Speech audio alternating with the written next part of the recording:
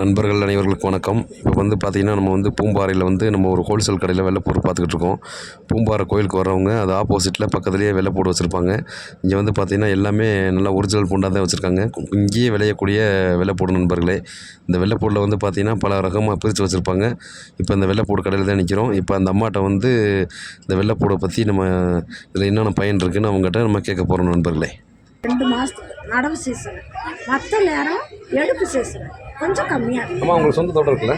சொந்த தோட்டம் இருக்குது. எம்பிஎம் வேலுக்கடை 10 மாதத்துக்குள்ளே போட்டு சைனா போடு இல்லை, மகாராஷ்டிரா போடு இல்லை, மலைப்பூடு, கொடைக்கானல் போடு 1 வருஷத்துக்கு போடு. அதில் எந்த ஆட்சேபனையும் இல்லை. நீங்கள் வாங்கிட்டு போனீங்கன்னா 10 மாதம் வச்சுக்கலாம். ஒரு கூட வேஸ்ட்டாக போகாது. டேஸ்ட்டு வந்து அது வந்து இனிப்பு, இது வந்து காட்டும். அவ்வளோதான் வித்தியாசம்.